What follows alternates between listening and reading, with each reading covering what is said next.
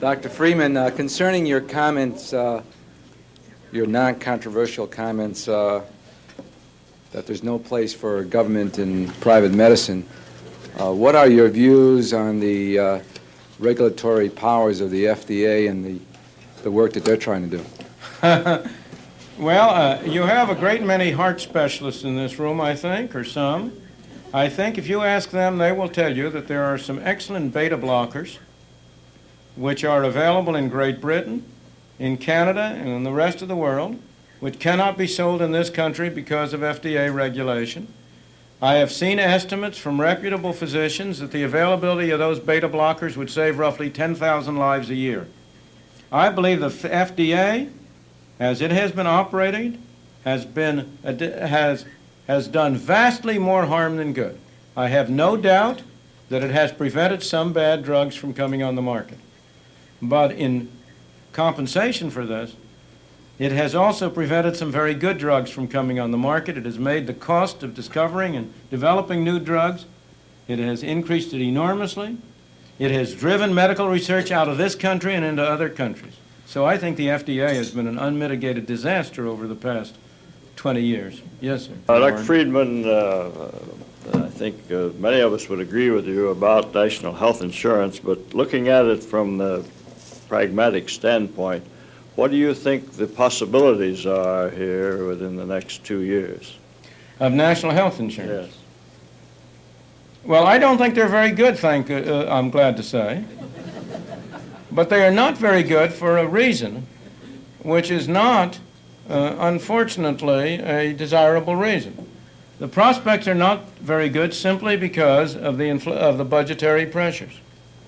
The government budget has been rising out of hand, going to be $500 billion estimated for next year. Here we are in the fourth year of an expansion with a deficit of over $50 billion looming.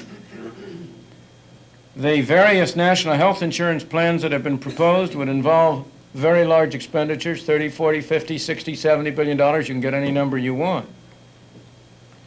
As a result, in the immediate future, I do not see any prospects of the enactment of national health. Moreover, there is no, in my opinion, there is no widespread public pressure for national health. You know, people are always saying government does these things because of an overwhelming public demand. Nonsense. The demand has to be drummed up and developed the way in which Madison Avenue develops a campaign for a new toothpaste.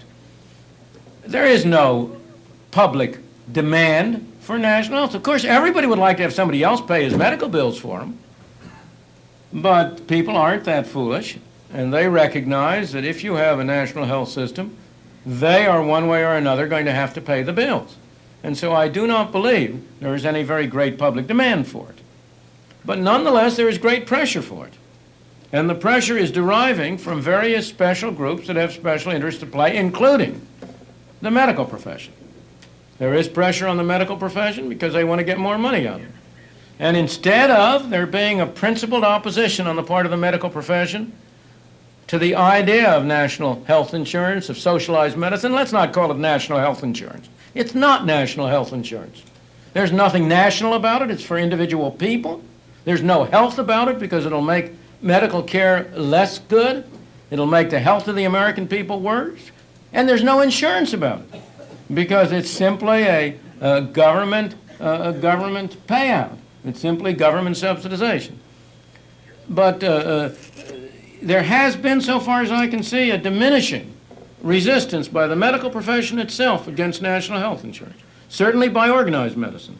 There are a small number of fringe organizations of physicians that are strongly opposed to national health insurance, to socialized medicine. I'm going to stop using the word, to socialized medicine, and they have been producing material and so on. But it seems to me that it is time, past time, for the profession as a whole to look ahead and see what's coming and take much more effective action than they have, not to cooperate with it, not to think that you're going to be able to ride that tiger. You may ride it for a time, but sooner or later, you're going to be on the bottom instead of on the top. And But nonetheless, I think you have a period of time in which to do it because of the budgetary restraints and the pressures of inflation.